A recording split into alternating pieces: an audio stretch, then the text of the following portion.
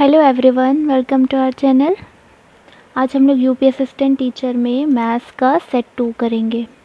ठीक है, देखिए मैथ्स में टोटल 6 सेट हैं और उसमें 50 क्वेश्चंस हैं। तो पहले हमने सेट 1 में 25 क्वेश्चंस कराए थे, क्योंकि देखिए साइंस और मैथ्स एक साथ हैं। तो साइंस मैथ्स में टोटल 100 क्वेश्चंस दिए गए हैं और जिनमें से 50 क्वेश्चन साइंस के दिए गए हैं। तो 1 to 50 ये जो है ना 100 दिख रहे हैं, तो 1 to 50 इसमें साइंस है और 51 से लेकर 100 तक इसमें मैथ्स है। तो उसमें भी हमने सेट 1 में कौन सा कराया था, 51 से लेकर 75 तक कराए थे 25 क्वेश्चंस। और आज सेट 2 में हम 76 टू लेकर 100 करेंगे। ठीक है, क्योंकि इसमें एक्सप्लेन करना पड़ता है तो काफ़ी ज़्यादा लंबा हो जाता है वीडियो। तो आज यहाँ से करते हैं। तो ये समझ लीजिए कि प्रैक्टिस सेट 1 जो है, एक जो प्रैक्टिस सेट आएगा वो 2 पार्ट में आएगा, सेट 1 सेट 2 सेट 3 सेट 4 ऐसे करके आएगा। चलिए स्टार्ट करते हैं। फर्स्ट क्वेश्चन है 2 स्क्वायर 3 क्यूब 5, इस टाइप का एक दिया गया है। फिर सेकेंड दिया गया है इस टाइप से, कुछ पावर्स चेंज हैं, 2 3 5 7, बेस सेम है सबका। और पूछा है SCF पूछा है, महत्तम समापवर्तक जिसे कहते हैं। ठीक है, तो इसमें हम कैसे करेंगे, महत्तम SCF में हम क्या करते हैं, मिनिमम देखते हैं, मिनिमम देख के चलते हैं।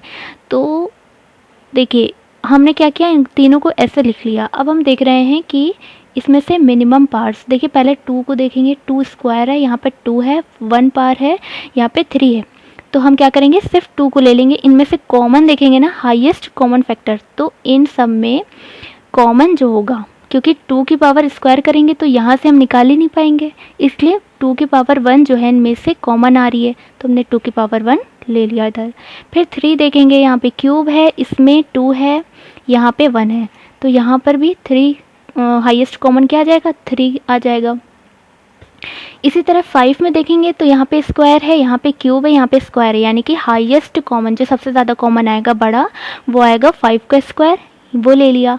फिर यहाँ पे 7 में इसी तरह देखेंगे तो 7 की पावर 1 जो होगी हमारी, हमें ये मिलेगी। अब हम इसको क्या करेंगे, मल्टीप्लाई कर देंगे, 2 3 6 और 6 इंटू 7 42 और इधर ये 25।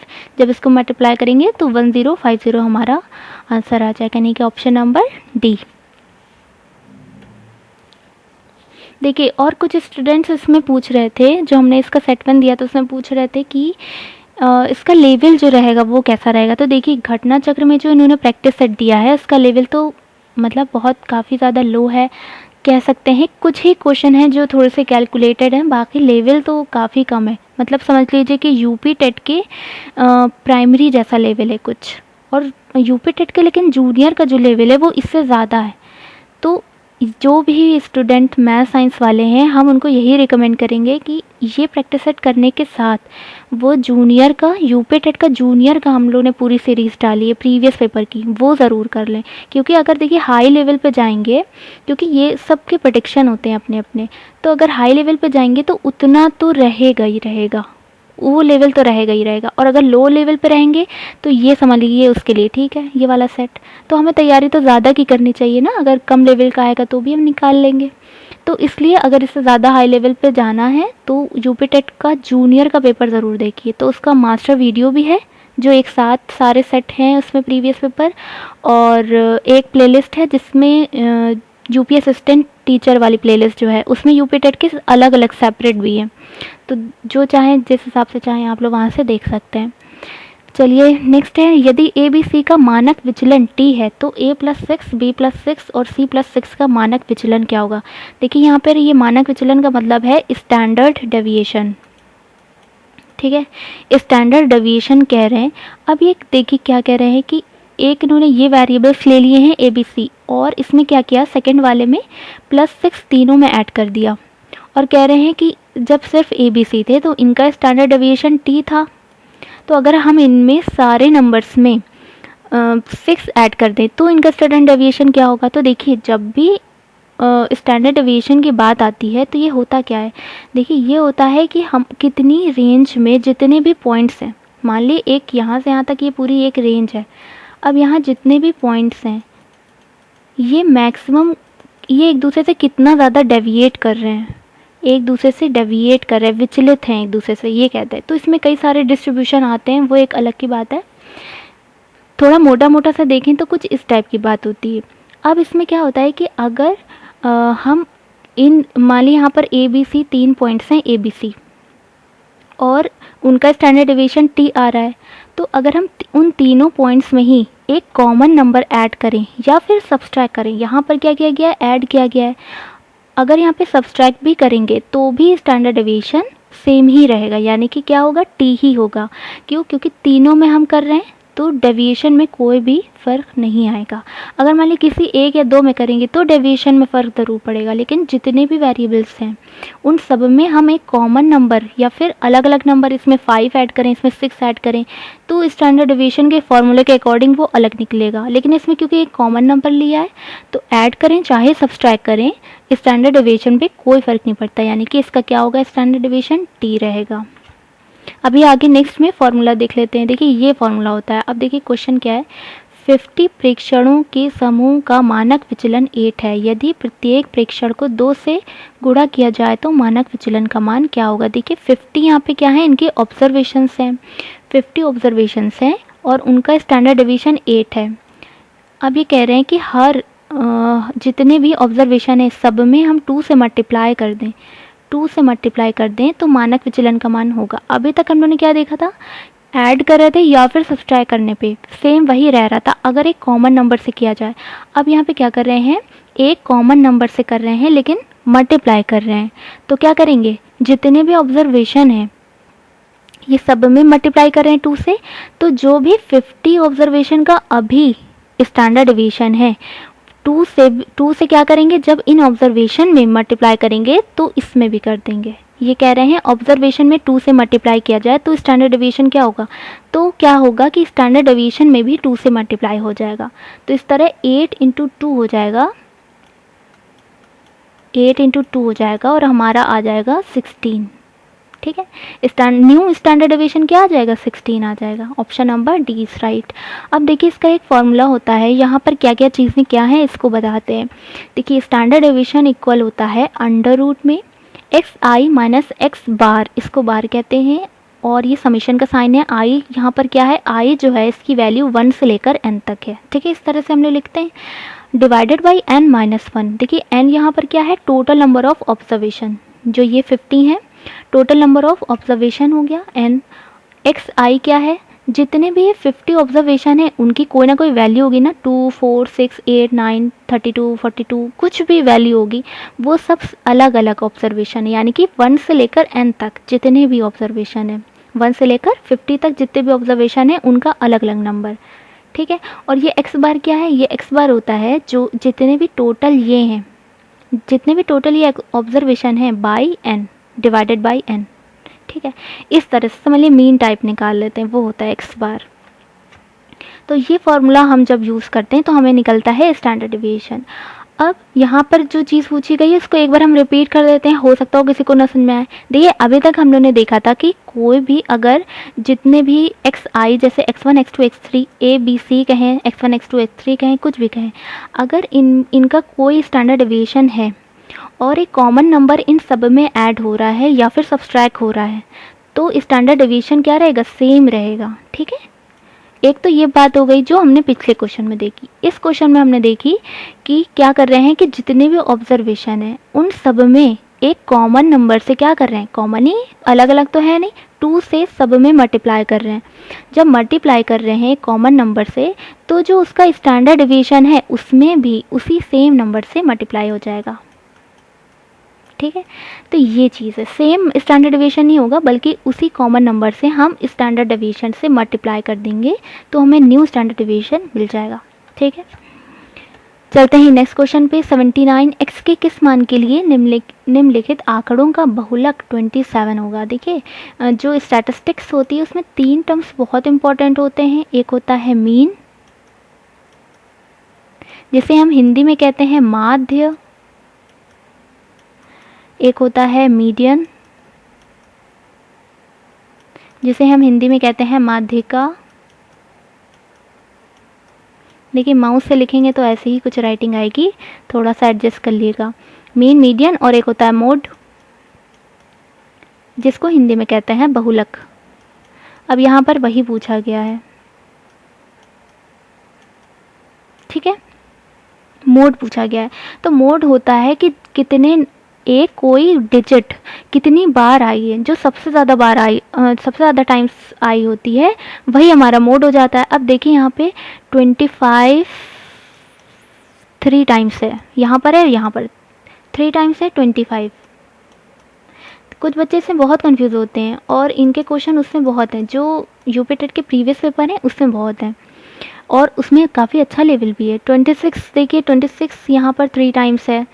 अब 27 देखते हैं, 1 2 3, 27 भी 3 टाइम्स है। लेकिन ये कह रहे हैं कि हम x की जगह ऐसा क्या रखें जो 27 मोड हो जाए। तो मोड का मतलब है कि 27 इसमें सबसे ज़्यादा टाइम्स आना चाहिए।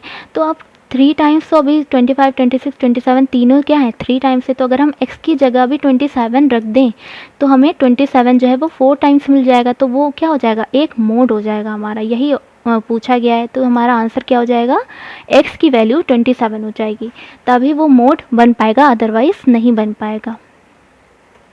नेक्स्ट है, अब देखिए इसमें स्टैटिस्टिक्स में एक और होती है चीज़, रेंज। रेंज क्या होती है, रेंज को हिंदी में परास कहते हैं। ठीक है, अब परास क्या होती है, देखिए रेंज आप ऐसे सोचिए तो एक स्पेस टाइप का दिखता है कि हाँ यहाँ से लेकर यहाँ तक रेंज की जब भी बात आती है तो इस टाइप से एक हमारा इमेजिनेशन बनता है। तो कहाँ से लेकर कहाँ तक, मतलब मिनिमम से लेकर मैक्सिमम तक। या फिर अब हमें रेंज, अब हमें यहाँ पर साइन की देखना है तो हम क्या करेंगे, मैक्सिमम माइनस मिनिमम कर देंगे। तो देखिए इसमें हम क्या करेंगे, जब भी रेंज निकालना होगी, परास निकालना होगा, तो हम देखेंगे मिनिमम नंबर कौन सा है और मैक्सिमम नंबर कौन सा है। तो हम यहाँ पे देख रहे हैं कि जो मिनिमम नंबर है वो 16 है। ठीक है, ये हमारा नंबर जो है ये 16 है मिनिमम, इससे छोटा और कोई नंबर नहीं। और जो सबसे बड़ा नंबर है मैक्सिमम है वो है 69। तो यहाँ पर देखिएगा बहुत ध्यान से, क्योंकि यहाँ पे टर्म्स जो हैं कुछ ऐसे रख देते हैं कि उससे कन्फ्यूज़न होता है। तो अगर आपने यहाँ पे गलत डिजिट ले ली तो आपका आंसर कभी नहीं आएगा। तो यहाँ पे मैक्सिमम 69 है। अब हमें रेंज निकालना है, हम क्या करेंगे, मैक्सिमम माइनस मिनिमम, यानी कि सबसे बड़ा नंबर माइनस सबसे छोटा नंबर, तभी तो हमें इसके बीच की रेंज मिल पाएगी। उससे ज़्यादा तो रेंज होगी ही नहीं, मैक्सिमम जाएंगे और मिनिमम जाएंगे। तो इसको हमने जब माइनस किया तो हमें मिला 53। Option number c is right. Next question है, देखिए पाई चार्ट का एक क्वेश्चन है, इसमें कुछ परसेंटेज दी है। हम लोग को पता होता है टोटल कितने परसेंट होता है, यहाँ पे 100% होगा। अब इसमें जो क्वेश्चन है वो फर्स्ट क्वेश्चन है, कंपनी का दूसरा सबसे बड़ा खर्च क्या है। यहाँ पर क्या दिया गया है, खर्च दिया गया है, एक्सपेंडिचर दिया गया है। ठीक है, एक्सपेंडिचर दिया गया है। अब देखिए 15%, 5%, 15%, 30%, 25, 10। सबसे ज़्यादा जो है वो 30% है, लेकिन ये कह रहे हैं दूसरा सबसे बड़ा। तो अब 30 से कम कौन सा है, बिजली। 25% कम है, जो कि क्या है, बिजली। Option number D is right. अब नेक्स्ट क्वेश्चन है, कच्चे माल और परिवहन पर किए जाने वाले कंपनी के व्यय का उसके वेतन से अनुपात क्या है। तो देखिए यहाँ पर क्या की अंडरलाइन कर लिया करिए, कच्चे माल और परिवहन, यानी कि इन दोनों को क्या करना है, ऐड करना है। किए जाने वाले खर्च का उसके वेतन से अनुपात, यानी कि उसकी जो ये सैलरी वाली है दिया गया है उससे रेशियो पूछा है। तो अब हम क्या करेंगे, कच्चा माल हमने लिखा कितना परसेंटेज है, 30% है। परिवहन 15% है। ठीक है, और वेतन का लिख लिया 15% है। अब हमें क्या करना है, इन दोनों को ऐड करके किससे रेशियो निकालना है, वेतन से निकालना है। तो हमने पहले इन दोनों को ऐड किया तो हमें मिला 45 मिल गया। फिर हमने क्या किया, रेशियो निकालने के लिए अपॉन वेतन से कर दिया, यानी कि 15% कर दिया। तो जब इसको हम करेंगे तो ये 3/1 यानी कि 3:1 रेशियो आ जाएगा। Option number D. नेक्स्ट है, अब इसे यही पाई चार्ट में 3 क्वेश्चन थे। देखिए थर्ड क्वेश्चन है, कंपनी का ब्याज पर खर्च किए जाने वाले खर्च से कितना अधिक है। तो ब्याज पर जो खर्च किया है, तो ब्याज पर कहाँ गया, ये 10%। अब ये कह रहे हैं किराए पर किए जाने वाले खर्च से कितना ज़्यादा है। किराए पे इसने कितना खर्च किया है, 5%। हमने 5% लिख लिया। अब क्या करेंगे, जो ज़्यादा वाला होता है वो माइनस जिससे पूछा गया, यानी कि 5, क्योंकि ये ज़्यादा है, ब्याज पर ज़्यादा खर्च किया गया तभी पूछा है कितना अधिक है। तो ज़्यादा माइनस कम अपॉन जिससे हमें ज़्यादा निकालना है वो, तो किराया हो गया नीचे 5। 10 - 5। अब यहाँ पे चाहे तो परसेंटेज लिख दें, चाहे तो इसको 100 कर दिया, और यहाँ पर आ गया हमारा 5 कैंसिल हो जाएगा, 100% आ गया, क्योंकि यहाँ पे परसेंटेज निकालनी है। Option number A is right. एक व्यक्ति किसी निश्चित राशि को 5% की वार्षिक दर से साधारण ब्याज पर उधार देता है। 15 वर्षों में संयोजित ब्याज की राशि उधार दी गई राशि से 250 रुपये कम है। उधार दी गई राशि क्या है? देखिए इंग्लिश में देख लीजिए, 5% का रेट दिया गया है। रेट जो है वो 5% है, ठीक है। साधारण ब्याज मतलब होता है SI, सिंपल इंटरेस्ट। उधार देता है 15 वर्षों में, यानी कि टाइम कितना हो गया? 15 ईयर्स। संयोजित ब्याज की राशि उधार दी गई राशि से 250 रुपये कम है। मतलब कि जब वो उसे बाद में उसे SI देखता है तो वो देखता है कि जितने हमने पैसे लगाए थे उससे 250 कम है, यानी कि उसका प्रिंसिपल से 250 कम है। मूलधन उसका जो जिसे कहते हैं हिंदी में प्रिंसिपल कहते हैं, प्रिंसिपल से 250 रुपये उसका कम है, ठीक है। अब देखिए यहाँ पर और पूछा है उधार दी गई राशि कितनी थी, यानी कि मूलधन पूछा है, प्रिंसिपल पूछा है, ये हमने लिख लिया। अब हमें पता है फॉर्मूला होता है SI is equal to PRT upon 100, साधारण ब्याज इज इक्वल टू मूल धन इंटू दर इंटू समय अपॉन 100। तो अब यहाँ पे साधारण ब्याज कितनी से मिल रही है? प्रिंसिपल से 250 रुपये कम, यानी कि SI की जगह हम लिख सकते हैं P माइनस 250, और प्रिंसिपल को प्रिंसिपल लिखा P into rate 5% into years 15 upon 100। उसके बाद इसको कैंसिल आउट किया तो यहाँ पे कुछ 3/4 मिल रहा है। 4 से इधर क्रॉस मल्टीप्लाई कर दिया, 4P माइनस इधर इससे मल्टीप्लाई किया 1000 आ गया, इसको टू 3P मिल गया हमें।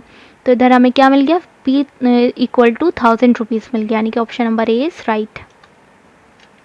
देखिए इससे ज़्यादा हिंदी इंग्लिश हम कन्वर्जन नहीं कर सकते, तो प्लीज़ अब इससे ज़्यादा हम नहीं कर सकते। कमेंट मत कीजिएगा कि मैम हिंदी में ज़्यादा पढ़ा रही, इंग्लिश में ज़्यादा पढ़ा रही, वरना फिर बहुत कन्फ्यूज़न होगा। अगर हम पूरा question pure Hindi pure English करेंगे बहुत ज़्यादा कन्फ्यूज़न होगा। एक राशि को 16% की दर से 2 वर्ष के लिए साधारण ब्याज पर निवेश करने से 800 रुपये ब्याज प्राप्त होता है। मूलधन क्या है? इसमें क्या किया है? रेट दिया गया है 16%, टाइम दिया गया है 2 ईयर्स, और सिंपल इंटरेस्ट का क्वेश्चन है।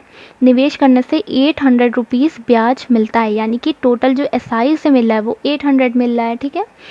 और मूलधन पूछा है, यानी कि प्रिंसिपल पूछा है। तो हमने SI equal to PRT upon 100 formula लगाया, हमारा P की वैल्यू आ गई 2500 आंसर। देखिए पिछले वाला जो सेट था इन्होंने क्या स्ट्रैटेजी रखी है, एक एक चैप्टर वाइज कर रहे हैं। पिछले वाला जो मतलब सॉरी सेट तो यही था प्रैक्टिस सेट, लेकिन जो स्टार्टिंग है जो 25 क्वेश्चन थे उस पर उन्होंने प्रॉफिट लॉस में ज़्यादा फोकस किया था, और इसके ये जो लास्ट के 25 क्वेश्चन है इसमें इन्होंने SI पे ज़्यादा फोकस किया है, तो वो सिखाना चाह रहे हैं एक तरीके से उसके टाइप्स। अब देखिए नेक्स्ट क्वेश्चन है, ये थोड़ा अच्छा क्वेश्चन है। अरविंद ने एक धनराशि 1 जनवरी 2012 को एक बैंक में 8% वार्षिक साधारण ब्याज की दर से निवेश की। उसे 3144 रुपीज़ की धनराशि 7 अगस्त 2012 को बैंक से प्राप्त हुई।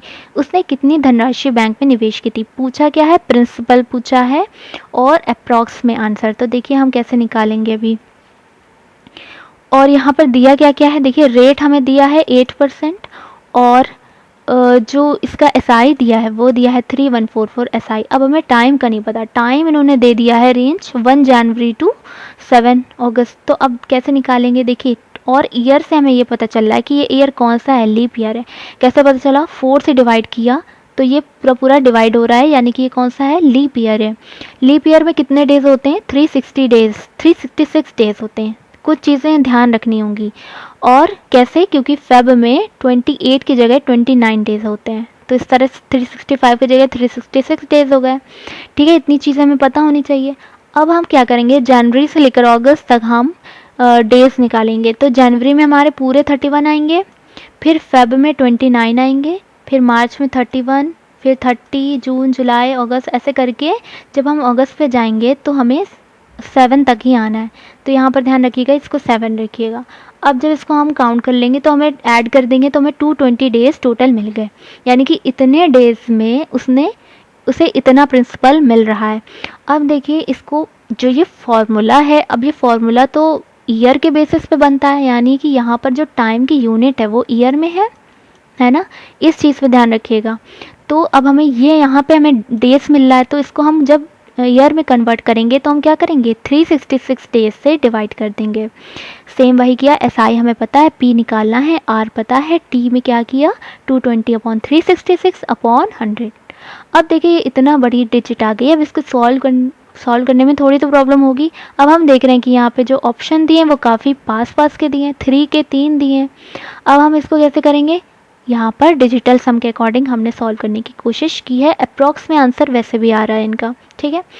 अब देखिए इसको जब हम करेंगे, पी को एक तरफ ले लिया, बाकी चीज़ों को एक तरफ ले लिया। अब इसको कैसे करते हैं, देखिए चीज़ सीख ली, जिनको ना आता हो हम यहाँ पर क्या करते हैं, जो ये जैसे ये एक पूरा टर्म है, ठीक है, इसके बाद एक मैथमेटिकल ऑपरेशन है, फिर ये एक पूरा टर्म है, फिर एक मैथमेटिकल ऑपरेशन है, फिर ये एक पूरा टर्म है, तो इनको एक साथ रखेंगे, इनको एक साथ, इनको एक साथ। इसी तरह नीचे ये तो एक ही है, इसको पूरे को एक साथ रखेंगे। अब ये जितनी भी डिजिट्स हैं इन सबको ऐड करेंगे, और जैसे ही 9 बनेगा, 9 वहाँ से 9 को क्या कर लेंगे, कैंसिल कर देंगे, और जो बचेगा वो हमारी डिजिट हो जाएगी। अब देखिए 9 इसमें हम देखेंगे तो 4 + 4 8 + 1 9, यानी कि इतना हमारा क्या हुआ, इतना हमारा 9 बन गया। इसको हटा दीजिए, ठीक, क्या बचा यहाँ से, 3 बच गया, 3 हो गया। यहाँ पर देखिए यहाँ पे 9 बन ही नहीं रहा है, यहाँ पे 1 है, मल्टीप्लाई करेंगे तो 1 + 0 + 0 1 ही आएगा, और प्लस मल्टीप्लिकेशन में है तो इसका कोई मतलब नहीं है, ठीक है, इसको हमने नहीं रखा। अब इस पे आए हम तो 3 + 6 9 हो गया, ये दोनों 9 हो गए, और जैसे ही 9 हुए हमने इसको क्या कर दिया, हटा दिया। यहाँ क्या बचा, 6 बच गया, 6 लिख दिया। डिवाइड यहाँ पर 8 है, यहाँ पर देखिए 2 + 2 + 0 क्या मिलेगा हमें, 4 मिलेगा। तो 4, अब हमें क्या करना है, मैथमेटिकल ऑपरेशन जो है उसको हमें वैसे ही सॉल्व करना है। तो यहाँ पर 8 है, यहाँ पे 4 है, और ये तब तक ऐड करना है जब तक एक सिंगल डिजिट नहीं आ जाती। जैसे यहाँ पे 3 बच गया, ठीक है, यहाँ पर 1 बच गया, यहाँ पर 6 मिल गया, हमें एक सिंगल डिजिट मिल गई हर उसमें। यहाँ पे सिंगल ही है, यहाँ पे हमें 4 मिल गई।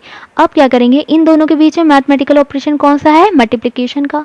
मल्टीप्लाई कर दिया, 8 4 दा 32, अब 32 आ गया। अब जब फिर से इसको ऐड करेंगे, जब तक, कब तक ये प्रोसेस चलती है, जब तक सिंगल डिजिट ना मिल जाए। अब 32 जब आ गया, हम इन दोनों को फिर ऐड करेंगे तो क्या मिलेगा, 5 मिलेगा। तो नीचे क्या मिल गया, हमें सिंगल डिजिट 5 मिल गई। अब देखिए हमारा कुछ आंसर जो है वो 3 की रेंज में आ रहा है। अब हम देख रहे हैं कि यहाँ पर ये जो 6/5 है, इसका लगभग वैल्यू कितनी होगी, 1.2 समथिंग होगी, यानी कि 3 × 1.2 समथिंग होगी, यानी कि या तो 3 होगी या 3 से कुछ ज़्यादा होगी, है ना, कुछ इस टाइप के मिलेगा हमें। अब हम क्या करेंगे, यानी कि इसको हम अप्रॉक्स 3 ले लेते हैं। अब हम यहाँ पर यहीं पे ऑप्शन में फिर जाएंगे, क्या करेंगे, डिजिटल सम लगाएंगे। अब देखिए इसको जब हम डिजिटल सम लगाएंगे तो 3 + 0 + 8 + 0 ऐसे ही करेंगे। तो 8 + 3 कितना मिलेगा हमें, 11 मिलेगा। अब तब भी हमें सिंगल डिजिट नहीं मिली। अब 1 + 1 कितना मिलेगा हमें, 2 मिलेगा। फाइनली इसका हमें 2 मिल रहा है। अब यहाँ पे आएंगे सेकेंड ऑप्शन में, देखिए 2 + 5 कितना मिलेगा, 7 मिलेगा, ठीक है। यहाँ पर देखें तो 3 + 1 कितना मिल रहा है, 4 मिल रहा है। अगर इस ऑप्शन में हम देखें तो 3 मिल रहा है। तो हमारा किससे मैच हो रहा है, ये चीज़ किससे मैच हो रही है, लास्ट ऑप्शन से, ठीक है। तो इस तरह से हमें ये पूरा 223 पूरा हमें मल्टीप्लाई डिवाइड नहीं करना पड़ेगा, ठीक है। और ये प्रोसेस जब आ जाती है तो ये बहुत स्पीड से होता है। सीधा 9 देखो, हटाओ, जो बचे उसमें मैथमेटिकल ऑपरेशन अगर लग रहा है तो लगाओ, और बाद में देख लो क्या बच रहा है, और ऑप्शन जल्दी से फटाफट चेक कर लो। 8 3 11 हो गया, 1 1 2 2 5 7 हो गया, 3 1 4 और 3। तो हमें मैचिंग कहाँ से मिल रही है, लास्ट ऑप्शन से मिल रही है, ठीक है। ये बहुत ही कॉमन ये मेथड होता है बड़े बड़े जो चीज़ें होती हैं कॉम्प्लेक्स, उनको सिंप्लीफाई करने का।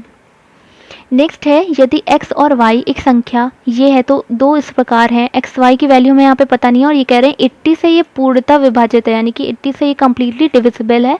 x + y की वैल्यू इन्होंने पूछी है। तो देखिए सिंपल हम क्या करेंगे, 80 से इसको डिवाइड करेंगे, तो हम देख रहे हैं 8 4 दा 32 होता है, तो ये ऐसे जाएगी, 4 से किया, ये हमें 27 मिला। अब हम इसको x को नीचे लेंगे, उसके बाद हम देख रहे हैं कि 8 3 24 जाएगा, फिर वरना बाद में 32 आ जाएगा, तो हम 3 टाइम्स जाएंगे, 3 टाइम्स गए 240 हमें मिला। अब यहाँ पे क्या बच रहा है, देखिए 3x, और फिर ये भी तो हम नीचे इसको लिखेंगे y मिल रहा है। अब यहाँ पे हम ऐसा क्या करेंगे ये कम्प्लीटली डिविजिबल हो जाए, है ना। तो यहाँ पर हमें देखिए 3 के टर्म्स में एक ही मिल रहा है, यानी कि जब हम 4 टाइम्स जाते हैं 8 की टेबल में तभी हमें 3 में मिलता है। तो हम 4 टाइम्स जाएंगे और 320 हमने लिख दिया। यानी कि क्या हुआ, जब ये कम्प्लीटली डिविजिबल कब होगा, जब सब्सट्रैक्ट करने पे 0 आ जाएगा। तो यहाँ पर क्या होना चाहिए, यहाँ पे 2 और 0 होना चाहिए, यानी कि x की वैल्यू 2 होनी चाहिए और y की वैल्यू 0 होनी चाहिए। लेकिन पूछा क्या है, x प्लस वाई, यानी कि 2 प्लस 0 कितना हो गया, 2। Option number A is right. Next question है 60 एंड 80 के बीच में आने वाली सभी अभाज्य संख्याओं का योग कितना है। देखिए अभाज्य संख्याएं मतलब क्या होती है, प्राइम नंबर्स। ठीक है, प्राइम नंबर्स वो नंबर्स होते हैं, यानी कि अभाज्य संख्याएं वो होती हैं जो किसी से भी डिवाइड नहीं होती हैं, किसी के भी टेबल में नहीं आती है, किसी से भी डिवाइड नहीं होती।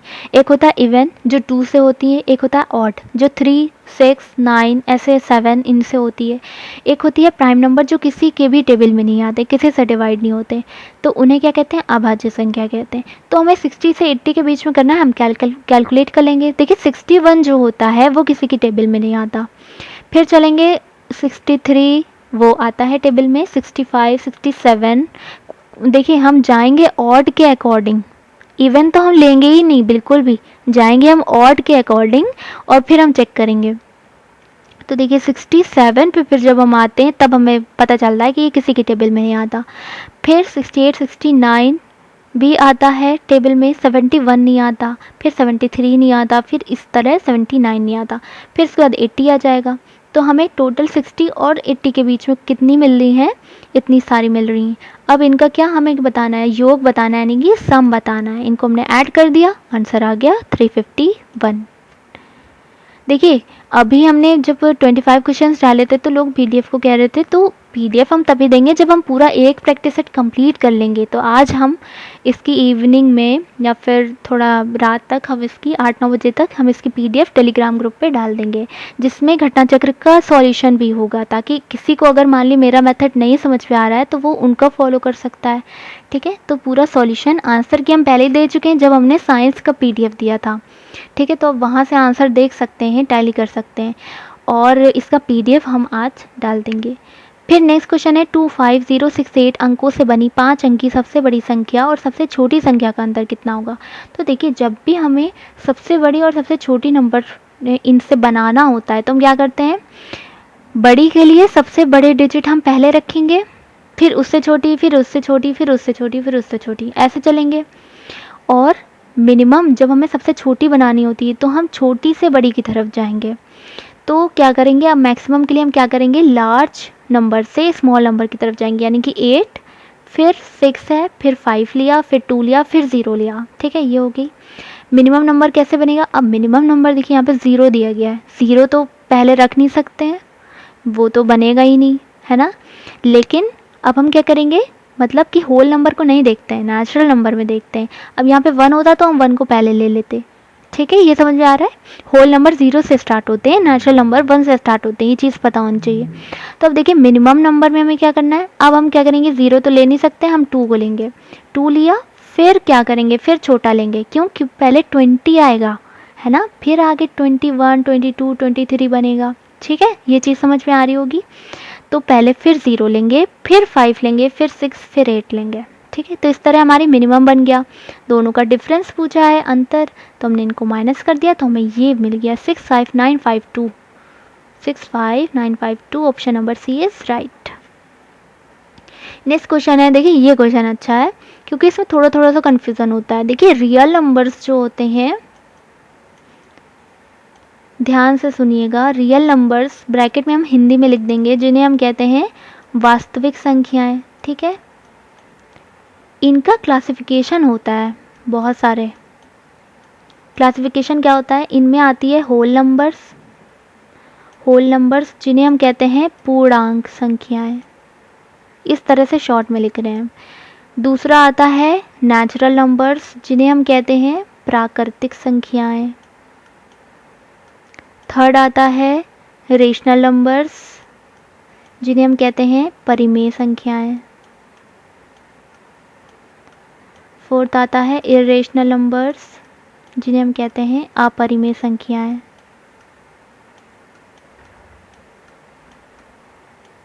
ठीक है, और भी होते हैं, इंटीजर्स भी आते हैं इनमें। ठीक है, तो कुछ इस टाइप के मोटा मोटा आता है।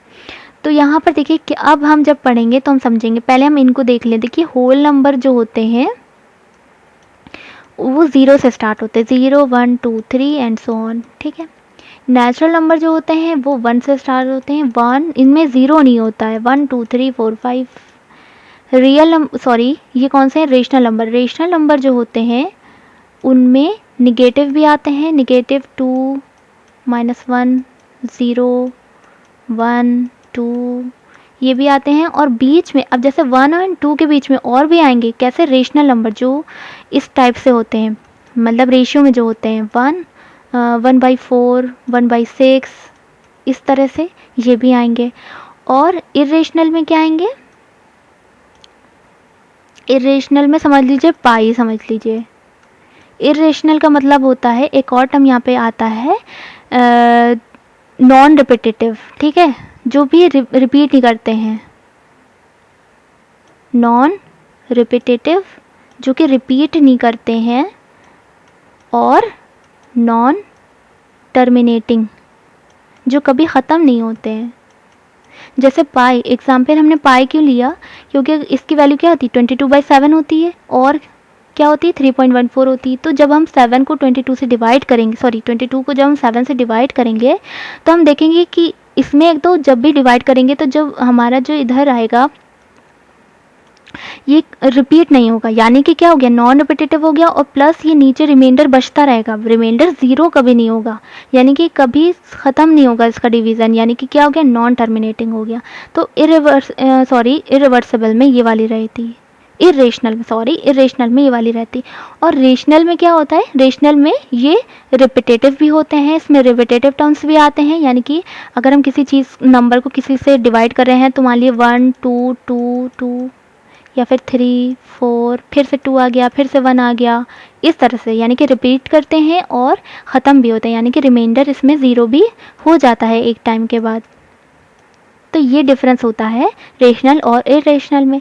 अब ये स्टेटमेंट पढ़ेंगे तो बहुत अच्छे से समझ में आएगा। ये कह रहे हैं प्रत्येक प्राकृतिक संख्या एक वास्तविक संख्या है, यानी कि प्राकृतिक कौन सी थी, ये एक वास्तविक संख्या है, बिल्कुल सही है, क्योंकि वास्तविक यानी कि रियल नंबर के अंदर ही एक क्लासिफिकेशन में आ रहे हैं नेचुरल नंबर, तो ये ऑप्शन हमारा बिल्कुल सही है। अब सेकंड क्या है, प्रत्येक वास्तविक संख्या एक परिमेय संख्या है। वास्तविक संख्या यानी कि क्या, रियल नंबर एक रेशनल नंबर है, ज़रूरी तो नहीं है, क्यों, क्योंकि ये होल नंबर भी है, नेचुरल भी है, इरेशनल भी हो सकता है, ठीक है।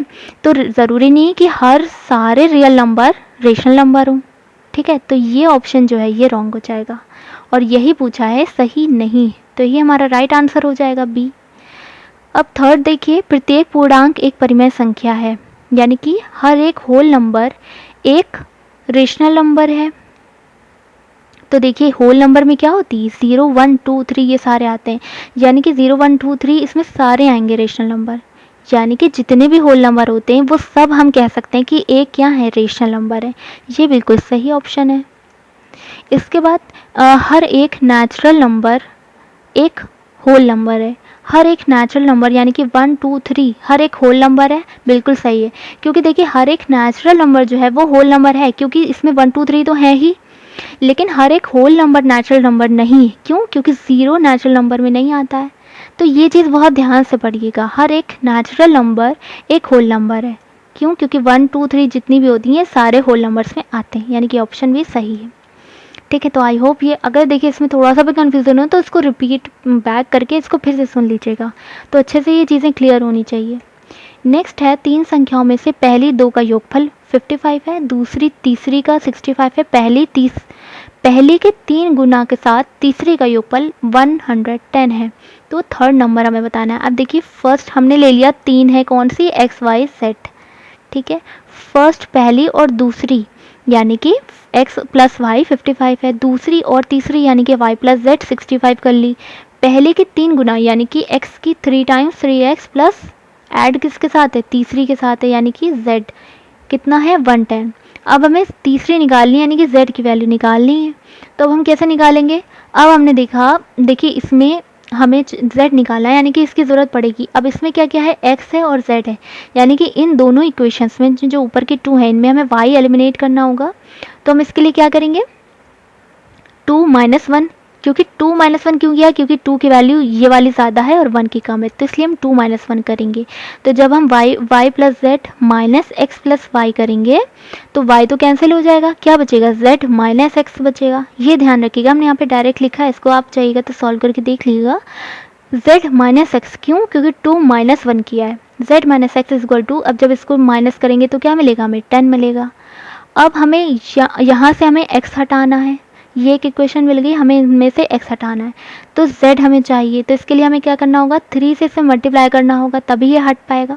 3 से हमने इस इक्वेशन में मल्टीप्लाई कर दिया, 3z 3x 30 हो गया।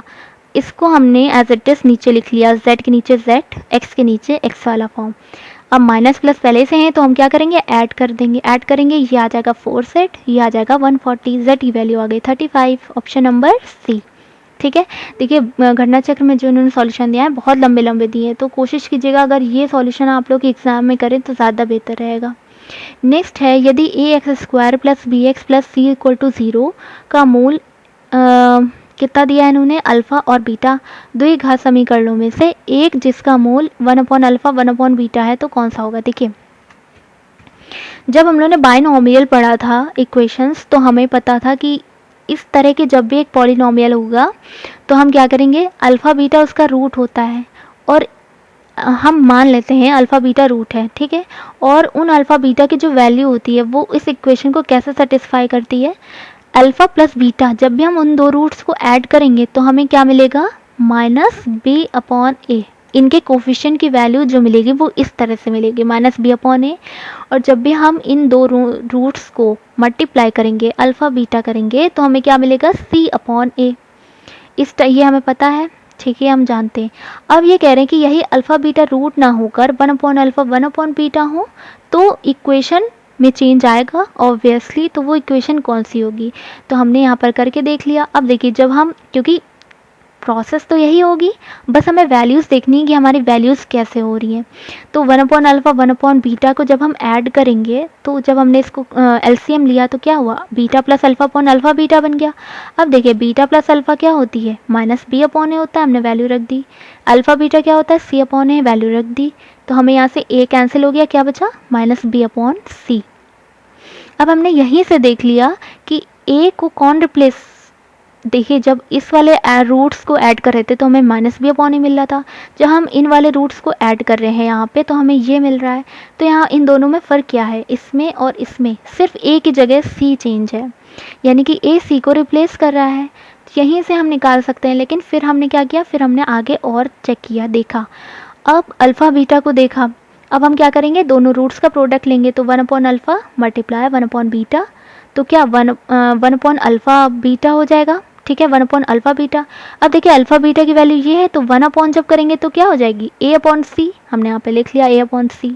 यहाँ पे भी हम यही देख रहे हैं कि प्रोडक्ट करने पे ए सी की जो पोजीशन है वो रिप्लेस कर रहा है एक दूसरे से, तो यहाँ से हमें क्या हो गया, वेरीफाई हो गया, यानी कि हमारा ये सही है। तो अब इस इक्वेशन में क्या होगा, ए की वैल्यू, ए की जगह सी आ जाएगा और सी की जगह ए आ जाएगा। क्या किया हमने, ए की जगह सी रख दिया और सी की जगह ए रख दिया, हमारा यही ऑप्शन सही हो गया, C X square plus B X plus A, option number D is right.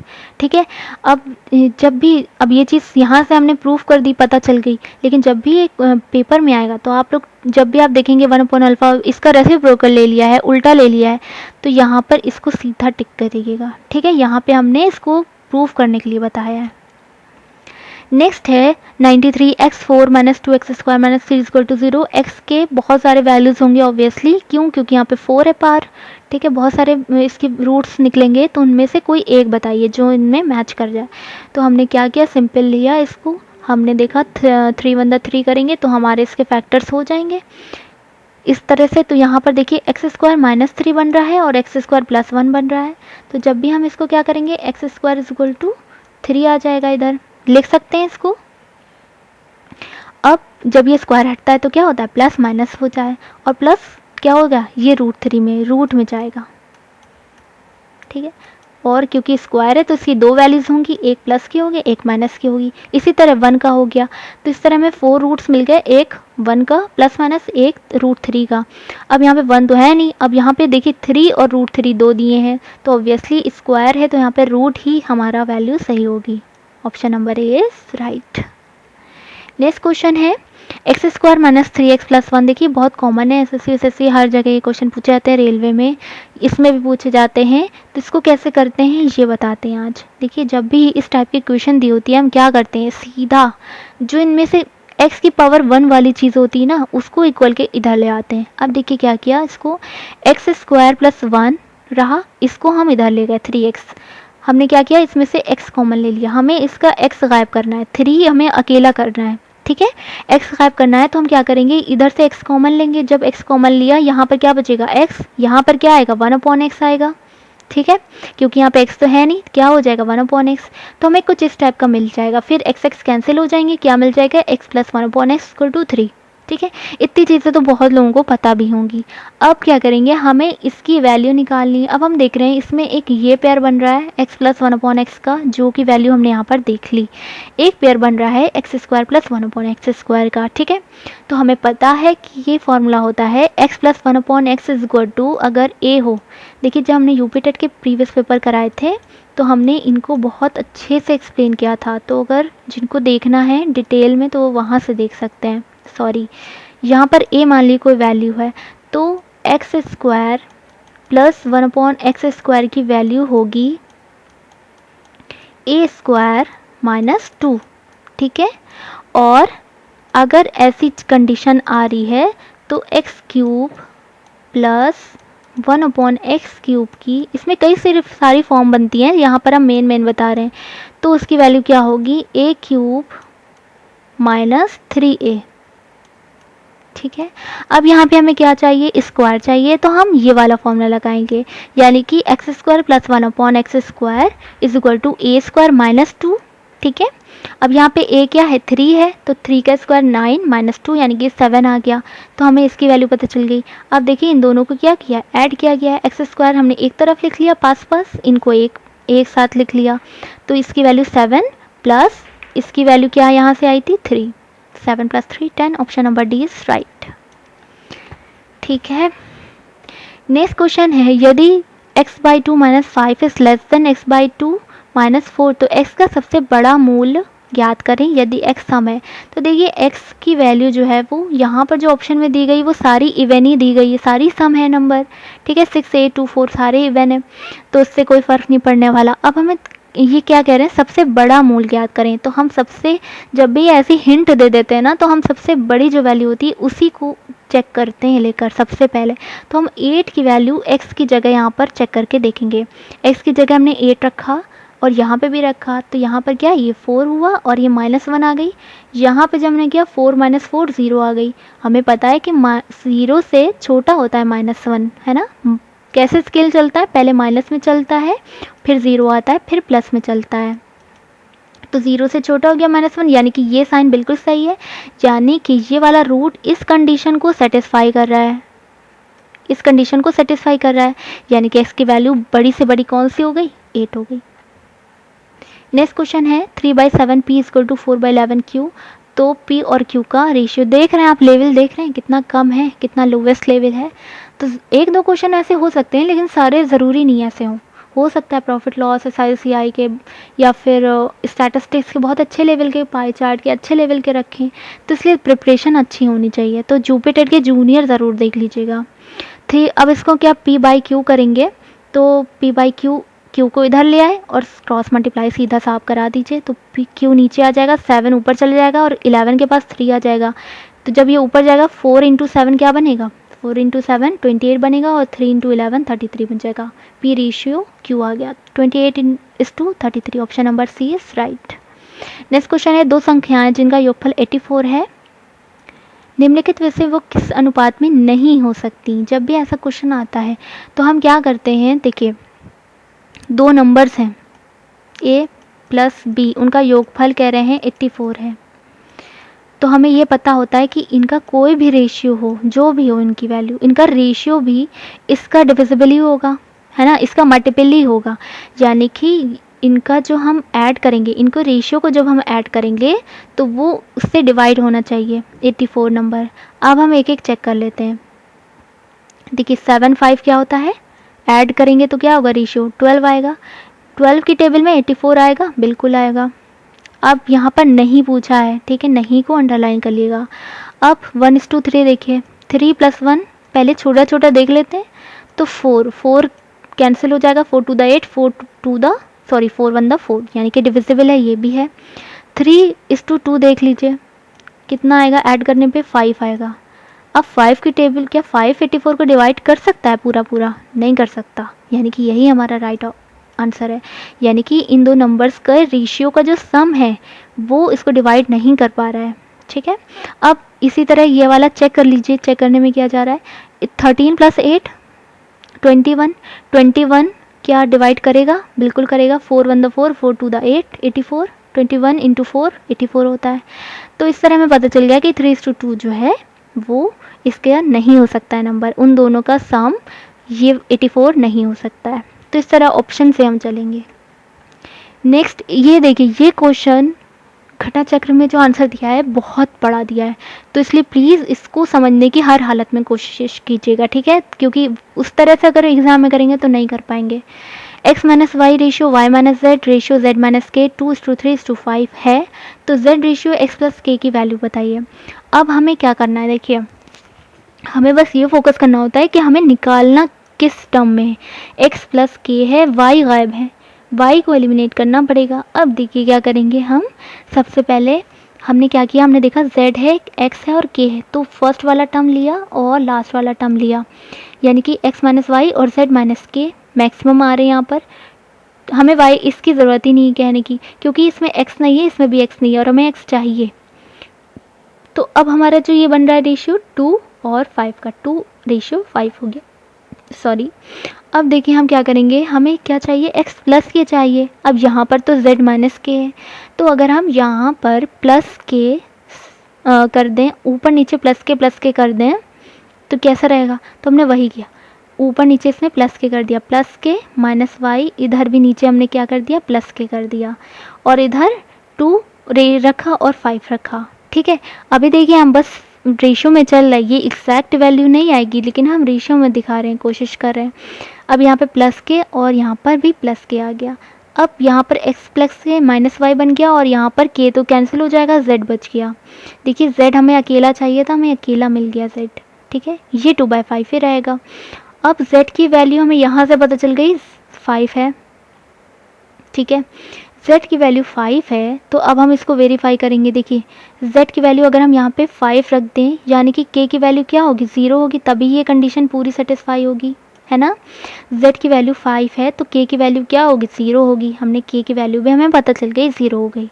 अब हम क्या करेंगे, y में अब हमें क्या करना पड़ेगा, अब हमें x की वैल्यू नहीं, z पता चल गया, k पता चल गया, z और k, अब हमें x चाहिए, तो x के लिए हमें क्या पता करना पड़ेगा, y पता करना पड़ेगा, क्योंकि x सिर्फ y के साथ है।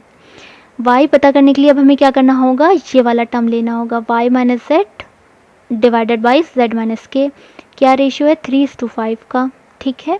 यहाँ पर हमें z और k हमें पता है 5, अब z की वैल्यू हमें यहाँ पे पता है ये 5 है, तो यहाँ पर y की वैल्यू ऐसी क्या होगी जो ये 3 बचे, तो 8 होगी। अगर 8 रख दें तो 8 - 5 3 हो जाएगी, यानी कि y की वैल्यू हमें पता चल गई 8 हो गई, ठीक है।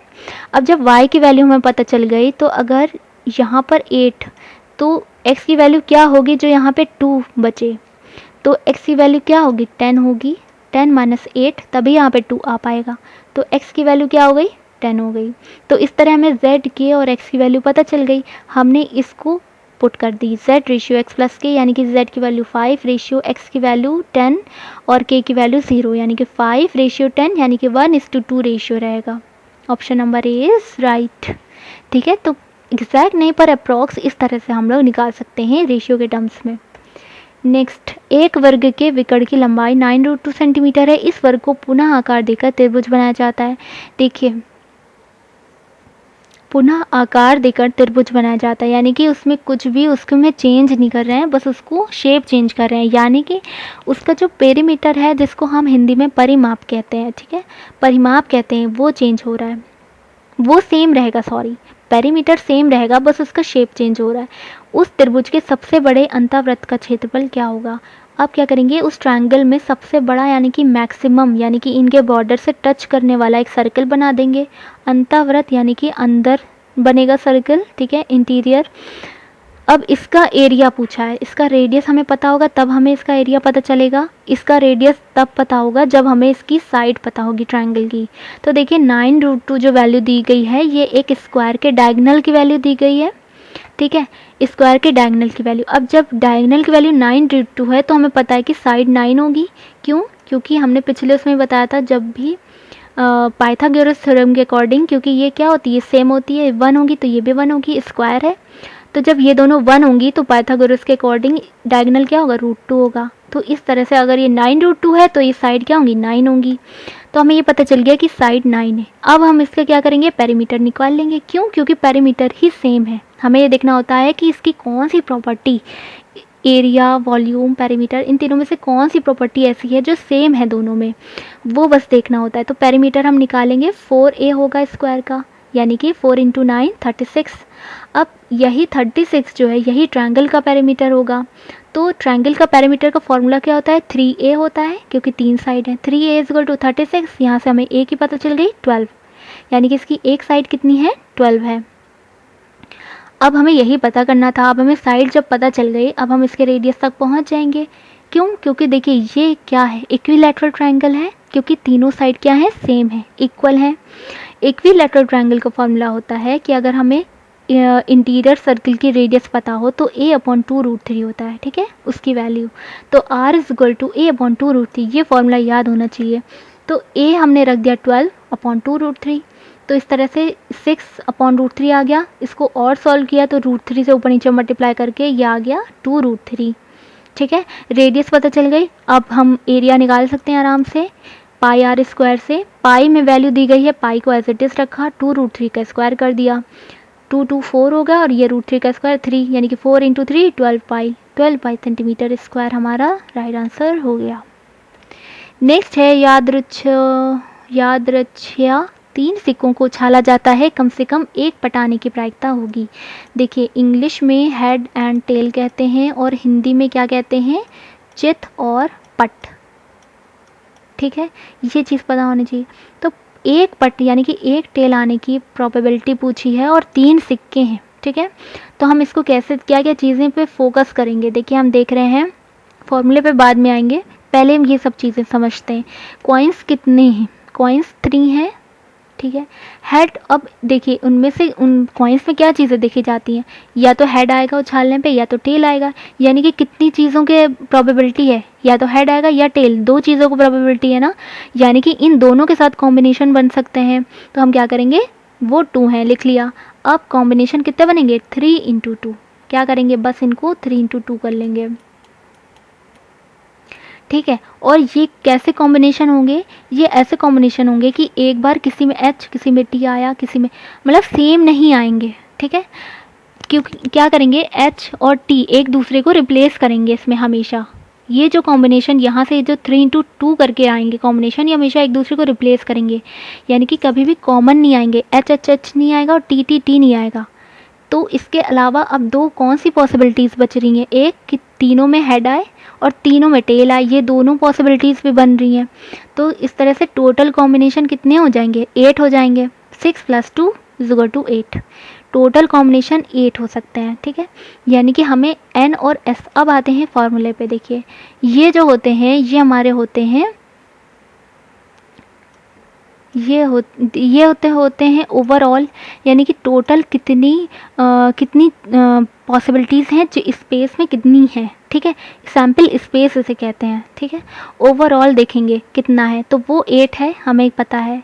और ये कि कितनी उसमें फेवरेबल कंडीशन बन सकती हैं, कितनी फेवरेबल कंडीशन बन सकती हैं, ये क्वेश्चन के लैंग्वेज पे डिपेंड करता है। जैसे ये कह रहे हैं कम से कम एक पटाने की प्रायिकता पूछी है, ठीक है, तो ये जो हो जाएगी इस कंडीशन के अकॉर्डिंग ये चेंज हो जाएगी फेवरेबल कंडीशन।